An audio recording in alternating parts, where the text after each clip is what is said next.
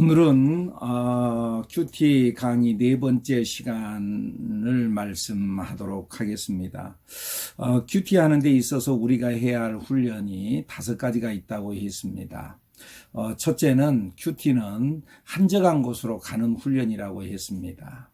둘째, 큐티는 하나님이 하시는 말씀을 찾아내는 훈련입니다. 셋째, 큐티는 주신 말씀을 기억하는 훈련입니다. 넷째, 큐티는 나의 뜻을 내려놓고 말씀대로 기도하는 훈련입니다. 다섯째, 큐티는 영혼의 일기를 쓰는 훈련입니다. 지난 시간에는 큐티를 위해 한적한 곳으로 가는 훈련에 대해 말씀을 드렸습니다.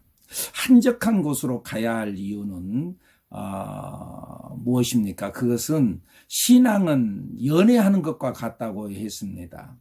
여러분들 연인이 서로 연애를 하는데 누군가가 아는 사람들이 많은 곳, 그런 곳이 아니라 은밀한 곳을 찾아가지요. 오늘 우리가 신앙생활을 하면서도 예수님과 혹은 하나님과 연애를 하면서 미로를 즐기기 위해서는 한적한 곳이 필요합니다. 그곳에서 주님과 미로리 시작됩니다. 여러 가지 달콤한 말로 우리가 하나님과 속삭일 수 있습니다.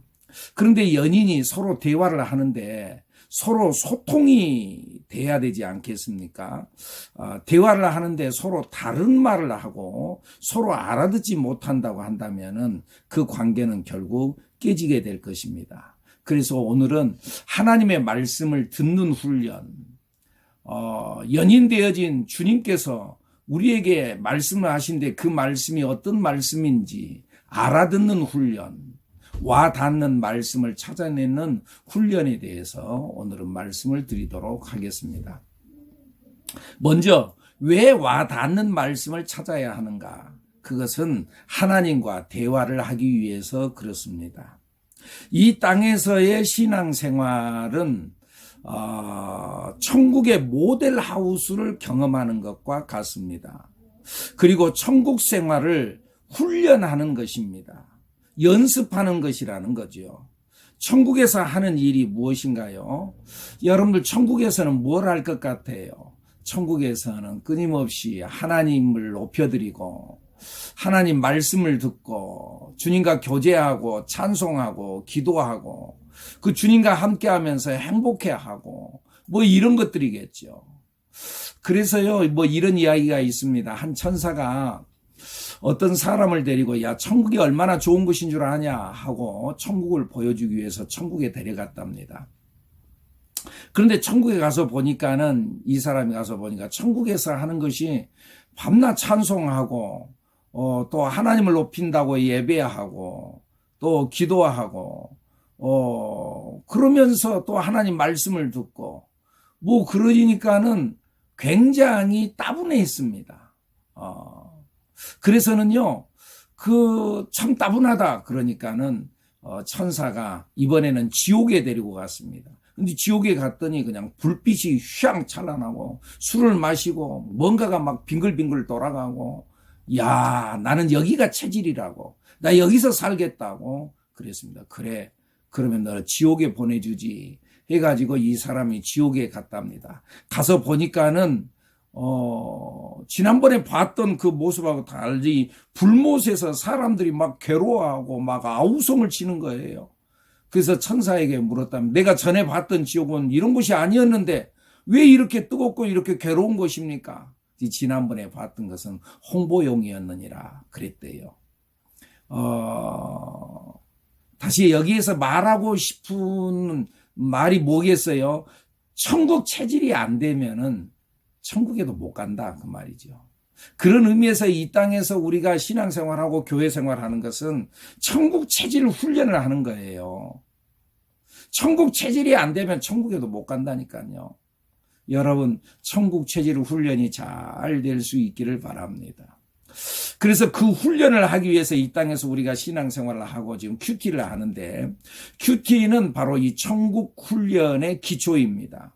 그래서 디모데전서 4장 7절 8절에서 이렇게 말씀합니다. 망령되고 허탄한 신화를 버리고 세상의 신하들, 세상의 말을 다 버리고 경건에 이르도록 내 자신을 연단하라. 육체의 연단은 약간의 유익이 있으나 경건은 범사에 유익하니. 하나님의 나라 천국 훈련을 하는 것, 그것은 범사에 유익하는데 이 땅에서도 유익이 되지만은 내생의 약속이 있느니라. 아까 천국 가서 천국 체제를 만들어야지 천국 가서 살 수 있지 않겠습니까? 그래서 내생에 유익하다, 그런 말씀이죠. 그러니까 여러분, 우리가 하나님의 말씀을 듣는 훈련, 하나님과 소통할 수 있는 훈련, 하나님께서는 이미 우리에게 신구약 66권의 말씀을 이미 우리에게 줬습니다. 연애 편지를 우리에게 보내주셨습니다. 아주 오래전에 제가 신학교 다닐 때 한 선배가 이렇게 그 기숙사에 있는데 그 기숙사에 있는 우리들에게 하는 말이, 독일어 자기 연애 편지를 들고 와가지고는 누가 독일어 아는 사람이 없느냐고, 이걸 좀 읽어야 되는데, 그러니까 독일어 전공하는 한 여자가 이 편지를 써서 보내는데 읽을 줄을 알아야죠. 읽을 수 없으면은 연애 편지 아무리 은밀한 이야기를 한다 할지라도 읽을 수 없으면 소용이 없는 거죠. 하나님의 말씀, 신구약 66권도 마찬가지입니다. 이 말씀이 우리의 가슴에 와 닿아야 되는데 이 말씀이 어떤 말씀인지를 알아듣지 못한다면 그것이 무슨 소용이 있겠습니까? 하나님께서 우리를 사랑하신다는 그 말씀을 느끼는 것, 그것이 하나님의 말씀이 우리의 가슴에 와 닿는 것을 의미하는 것입니다. 그래서 에베소서 4장 13절에 나타나는 말씀에 우리가 다 하나님의 아들을 믿는 것과 아는 일에 하나가 되어 온전한 사람을 이루어 그리스도의 장성한 분량이 충만한 데까지 이르리니, 우리가 예수를 믿기만 되는 것이 아니라 하나님을 아는 것, 알아야 되는 거죠. 하나님의 마음을 아는 거죠. 그래서 칼빈은 이야기하기를 믿음이 뭐냐? 하나님을 아는 지식이라고 그랬어요. 하나님을 아는 지식. 하나님의 뜻을 알아야지 우리가 하나님의 뜻을 따라가는 거 아니겠습니까? 예수님께서 산상수훈에서 마태복음 7장 12절에 결론 부분으로 넘어가면서 하는 말씀이, 앞에서 많은 말씀을 하면서 나더러 주여 주여 하는 자마다 다 천국에 들어갈 것이 아니요 다만 하늘에 계신 내 아버지의 뜻대로 행하는 자라야 들어가야 한다 그랬어요. 천국에 계신 내 아버지의 뜻대로 행하는 자라야 들어가는데 하나님의 뜻을 알아야지 될 거 아닙니까? 그래야지 하나님의 뜻대로 행하게 되어지죠. 그 하나님의 뜻을 아는 것, 그 알기 위해서 하나님의 말씀 내 가슴에 와 닿아야 되는 거죠. 그러면 어떻게 와 닿는 말씀을 찾을 것인가? 5가지를 말씀드리도록 하겠습니다. 첫 번째는 우리가 이 성경을 읽을 때 본문을 이해해야 합니다. 이 마음에 말씀을 읽었는데 마음에 와닿지 않았다는 것은 본문의 내용을 아직도 이해하지 못했다는 증거입니다. 본문의 내용을 바르게 이해하는 것이 아주 중요합니다. 그러기 위해서는요, 첫째, 성경을 천천히 읽어야 합니다. 막 주마간산식으로 읽으면은 성경에 어떤 내용이 있는지를 다 모른다는 거죠. 빠르게 읽으면은 내용 파악이 어렵다는 거죠. 그리고 두 번째는 본문을 서너 번 반복해서 읽으라는 거죠. 그래서 한 번 읽을 때는 뭔 말인지 몰랐는데 2번, 3번 읽으면은, 혹은 4번까지 읽으면은, 이 말씀의 내용이 어떤 내용이구나 하고 어느 정도 파악이 된다는 거죠. 그리고 또 중요한 것이 있는데, 세 번째는 이 성경 말씀을 읽을 때 한 구절만 놓고 보지 말고 앞뒤 문맥을 함께 이해하면서 읽어야 합니다. 제가 종종 이제 그런 예를 들은 적이 있습니다만은, 어느 술집에 성경 구절이 적혀 있었습니다. 그 내용은 누가복음 12장 19절에 나타나는 말씀인데, 먹고 마시고 즐기라. 술집에 먹고 마시고 즐기라. 족자로 딱 돼가지고는, 그래가지고는 세로로 이렇게 딱 쓰여져 있더래요. 술집에. 성경 말씀. 성경에서도 먹고 마시고 즐기라. 이 기록되어졌다는 거죠. 무슨 말씀이에요? 이 누가복음 12장에 나타나는 말씀은 한 어리석은 부자에 대한 이야기죠. 한 부자가 농사를 지었는데 풍년이 들었어요. 그래가지고 많은 곡식을 수확을 했어요. 창고에다가 갖다 집어넣었는데 그 창고가 좁았어요. 그래서 크게 창고를 지어놓고 그리고는요 이제 자기 영혼을 향하여서 말하는 거예요. 내 영혼아, 이제 창고에 가득 먹을 거에 찼으니까 이제 내 영혼아 먹고 마시고 즐기자 하면서 자기 자신을 향해서 만족해하는 그런 장면이 나옵니다. 그때 하나님께서 그 부자에게 하는 말이, 이 어리석은 부자야, 내가 오늘 밤 네 영혼을 데려가면은 네가 쌓아놓은 모든 것들이 다 누구의 것이 되겠느냐, 그 말을 하면서 이 부자가 먹고 마시고 즐기자 그런 말을 했는데 그 구절만 딱 뽑아가지고는 술집에다 갖다가 걸어놓으면 되겠습니까, 여러분? 이게 뭐 때문에 이렇게 된 거예요? 앞뒤 문맥을 보지 않기 때문에 아전인수격으로 자기 생각대로 성경을 갖다가 자기 이로울 대로 두들겨 맞췄다는 이야기가 되는 거지요. 앞뒤 문맥을 잘 이해하고 봐야 되는 거죠. 네 번째는 성경 시대의 배경과 풍습 등을 이해하면서 읽어야 합니다. 성경 시대의 배경, 예를 들어서 갈릴리 호수에 풍랑이 일었다. 이 풍랑이 호수인데 거기에 풍랑이 일었어요. 호수는 대체적으로 풍랑이 일지 않잖아요. 그런데 그 배경이 저기 헐몬산에서 내려온 그 찬 바람과 저기 이 땅 밑에, 그러니까 해저에 거의 200m 이하까지 내려가거든요. 수면이 호수의 수면이. 그러니까 거기에 따뜻한 공기가 있다는 거죠. 저 밑에 따뜻한 공기가 놓여져 있는 거죠. 이 지열과 그리고 햇볕을 받았던 이 물이 뜨거워져서, 그래서 따뜻한 공기가 있어요. 그래서 위에서 내려오는 찬 공기와 이 뜨거운 공기가 이렇게 서로 부딪히면서 해오리 바람이 일어가지고 그래서는 이 풍랑이 일어나는 경우가 있다는 거죠. 이러한 이 갈릴리 호수의 이러한 배경들 혹은 풍습, 결혼 풍습, 유대인들의 풍습, 결혼 풍습이 좀 다르지요. 이런 것들을 이해하면서 읽어야 되는 거죠. 그런데 평신도들이 이런 것들을 잘 알기에는 사실은 쉽지 않지요. 그런 의미에서 이 큐티 책이 참 중요하다 그 말이죠. 큐티 책. 왜냐하면 이 큐티 책에는 이러한 그 내용들이 또 그 설명들이 또 나와 있거든요. 풍습이나 뭐 그런 것들이 또 설명이 돼서 나와 있기 때문에 참 좋은 거죠. 그러니까 큐티 책을 통해서 우리가 큐티를 진행하는 것이 참 좋습니다. 그리고 다섯 번째는 본문의 주인공이 나온다면은 그 주인공의 심정을 생각하면서 읽어야 합니다. 처녀 마리아가 예수님을 임신을 했어요.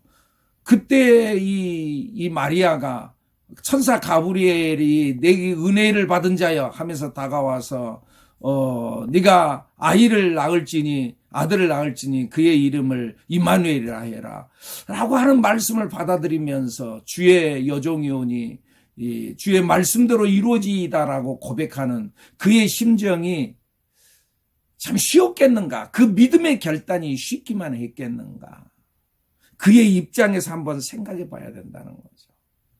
우리가 예수님께서 겟세마네 동산에서 땀방울이 핏방울이 되도록까지 정말 혼신을 다해서 기도하면서 그러면서 이 잔을 그냥 지나갈 수 있으면 지나가게 해달라고 기도하는 그 예수님의 심정, 그냥 막연하게 글로만 읽지 말고 그 심정을 생각하면서 한번 읽어보자는 거죠.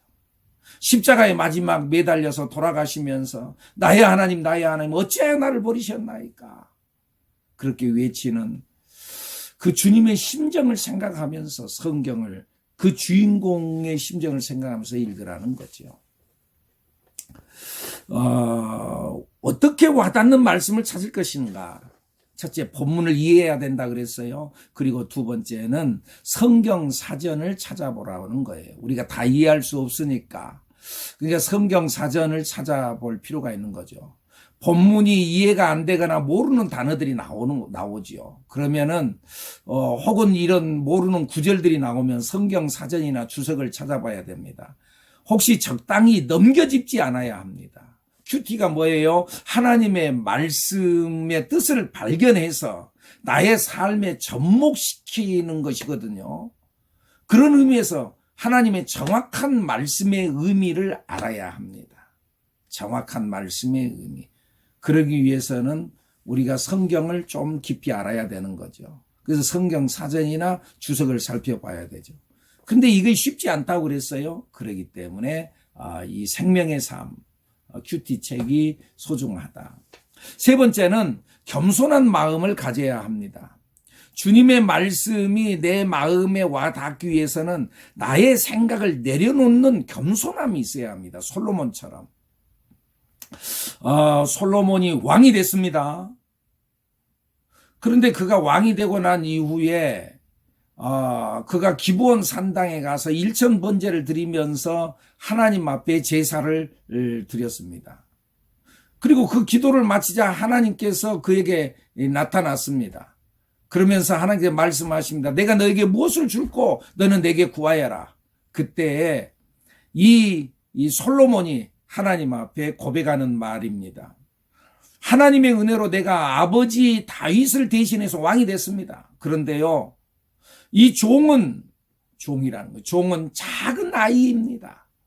그래서 나가고 출입할 줄 모릅니다. 나가고 들어오는 것도 나 이런 것도 잘 모릅니다.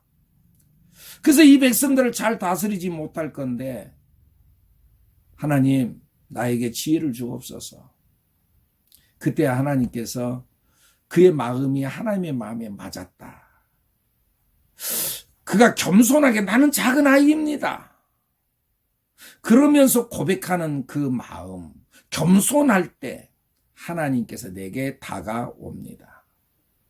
그리고 준비 기도와 찬양으로 우리의 마음의 문을 활짝 열어야 합니다. 어떻게 와닿는 말씀을 찾을 것인가? 네 번째, 꾸준한 경건이 하나님을 만나게 합니다. 우리는 이 고넬료에 대한 이야기가 사도행전 10장에 나오죠. 사도행전 10장 2절 이하 5절에 나타나는 말씀에 보면은요, 고넬료 그가 경건하여 온 집안과 더불어 하나님을 경외하며 백성을 많이 구제하고, 고넬료는 경건한 사람이었습니다. 그리고 자기만 경건한 것이 아니라 집안 사람 모두를 다 하나님을 경외하는 사람이 되게 했고 백성들을 많이 구제하는 사람이었습니다. 그리고 오늘 이제 중요한 말씀, 하나님께 항상 기도하더니 꾸준히 그는 기도했습니다.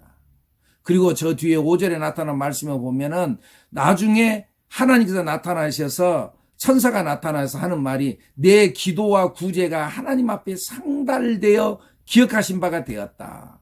그렇게 말합니다. 네가 꾸준히 변함없이 하나님의 말씀대로 살았던 그 삶, 네 기도와 구제가 하나님 앞에 상달되었다. 그러면서 하나님께서 뭐라 그래요? 내가 지금 사람들을 요바에 보내서 베드로라 하는 시몬을 청해라. 그래서 사람을 보내요. 베드로를 초청해요. 그리고 베드로를 통해서 하나님의 말씀을 들어요. 그리고 그 하나님의 말씀을 듣다가 성령이 그들에게 임하는 장면이 사도행전 10장에 나오는 거지요. 그런 의미에서 우리는 자꾸 우리가 신앙생활하면서 꾸준해야 합니다. 경건의 삶, 경건의 생활, 기도하는 삶, 우리가 큐티하는 것도 꾸준해야 합니다. 그리고 이 고넬료가 하나님의 음성을 들었어요. 그리고 사람을 보내서 베드로를 데리고 왔어요. 그리고 베드로를 통해서 말씀을 들어요. 말씀을 듣는 것 중요한 거죠. 어떤 환상을 봤나요? 꿈을 꿨나요? 말씀으로 검증이 돼야 되는 거죠. 베드로를 통해서 검증해 봤어요. 그리고 성령이 증거로 임재했어요. 우리들이 꾸준한 경건의 삶이 중요합니다. 어떻게 와닿는 말씀을 찾을 것인가? 다섯 번째, 나를 향한 특별한 말씀은 없는지 검토해야 합니다. 하나님의 계획과 인도하심의 내용이 있는지 검토해야 한다는 거죠. 하나님께서는 우리가 필요할 때마다 나타나셔서 말씀하시죠. 위로해 주죠. 격려해 주죠. 야곱이 그랬죠. 아버지를 속이고 형 대신해서 축복 기도를 받았죠. 그 일로 인해서 집에서 도망쳐 나오지요. 그리고는 전혀 가보지 안 했던 외삼촌 집을 향해서 떠나가게 되는 거죠. 그러다가 베델에서 잠을 자다가 돌을 베개에 삼고 잠을 자다가 하늘에서 내려온 사닥다리, 그리고 천사가 오르락 내리락 하고 하나님의 음성을 듣죠. 하나님께서 뭐라 그래요? 창세기 28장 15절에 보면은 내가 너와 함께해서 내가 어디로 가든지 너를 지키며 너를 이끌어 이 땅으로 돌아오게 할지라. 내가 너에게 허락한 것을 다 이루기까지 너를 떠나지 아니하리라 하신지라. 그 말씀을 듣고 이 야곱이 얼마나 위로가 됐겠습니까? 막막해요. 캄캄해요. 어디 객지에서요, 캄캄한 밤이 오면은요 막막하거든요. 제가 좀 오래전에 저기 그 터키에 가가지고요, 거기 이제 전도 훈련 프로그램으로 터키를 갔어요. 근데 네 명을 짝을 지어가지고는요 전혀 알지 못한 곳으로 도시로 내보내는 거예요. 그래서 무조건 버스를 타고 그 도시에 도착을 했어요. 그리고는 전도하라는 거지요. 그런데 우리가 버스를 타고 그 도시에 딱 도착하니까 해가 뉘엿뉘엿 넘어가는 저녁이 되는데요. 야, 참말로 누구 아는 사람이 있어요? 막막하더라고요. 아무 집에나 들어가가지고 하룻밤 지어달라고 그러면서 그러니까 낯선 사람 외국인이 오니까는 말이죠. 경찰이 들이닥치고 또 뭐예요? 또 여권 보여달라고 그러고 하여간 난리를 쳤던 그런 경험이 있습니다.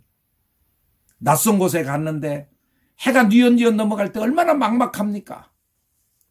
근데 그때 하나님께서 야곱에게 나타나서 내가 너를 지키며 내가 너와 함께 있어 내가 어디로 가든지 너를 지키며 너를 이끌어 이 땅으로 돌아오게 할지라. 내가 내게 허락한 것을 다 이루기까지 너를 떠나지 않게 하겠다. 내가 너를 떠나지 않겠다. 얼마나 위로가 되겠습니까? 성령님께서는 지금도 우리에게 나타나셔서 이렇게 권면하고 위로하고 격려하시는 줄로 믿습니다. 어떻게? 큐티를 통해서 하나님께서 말씀하시는 거죠.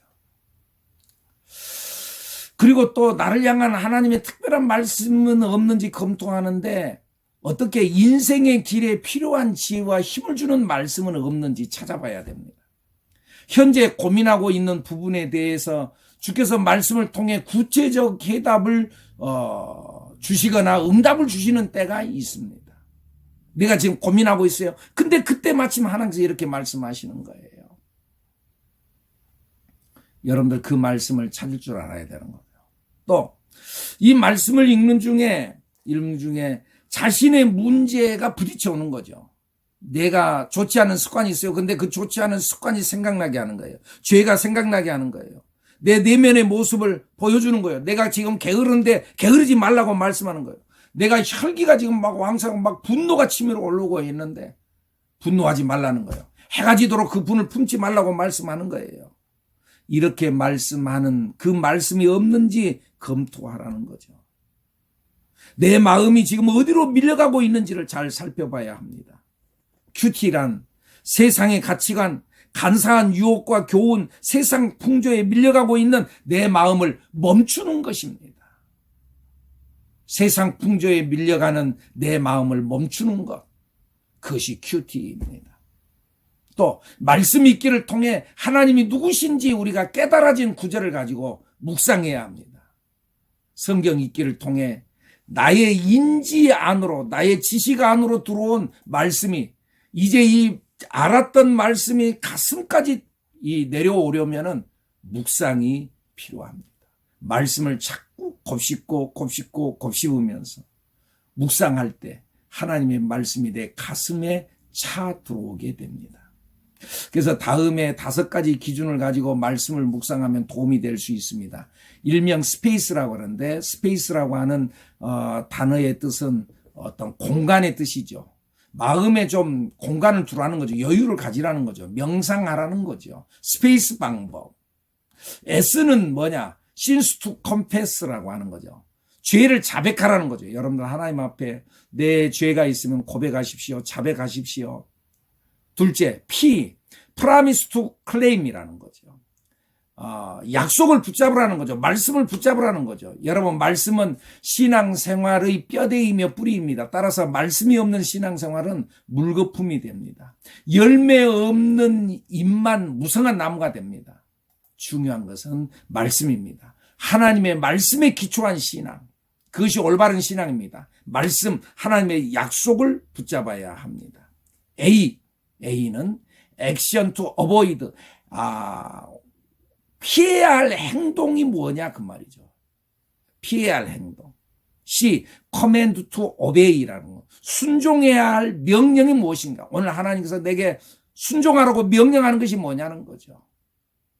그리고 마지막 다섯 번째, 이 examples to follow. 우리가 따라가야 될 모범은 뭐냐. 우리가 아브라함을 따라가거나 예수님을 따라가거나 베드로를 따라가야 할 모범. 오늘 성경이 말하는 모범적인 요소는 무언가? 그런데 여러분, 어떤 상황 속에서도 중요한 것은 성령님의 감동입니다. 성령님의 인도를 받아야 됩니다. 디모데후서 3장 16절 우리가 잘 아는 말씀이지만 모든 성경은 하나님의 감동으로 된 것으로 교훈과 책망과 바르게 함과 의로 교육하기에 유익하니 이는 하나님의 사람으로 온전하게 하며 모든 선한 일을 행할 능력을 갖추게 하려 함이라. 그런 말씀을 하죠. 모든 성경은 하나님의 감동으로 된 것이래요. 성령의 역사하심으로 쓰여졌어요. 말씀이 우리의 가슴에 와 닿게 하는 일은 성령께서 하시는 거예요. 그러기에 우리는 성령님의 도움을 구해야 합니다. 성령의 도우심을 받고 큐티를 성공적으로 큐티하는 여러분들이 되기를 축복합니다. 다음 시간에 다시 뵙도록 하겠습니다.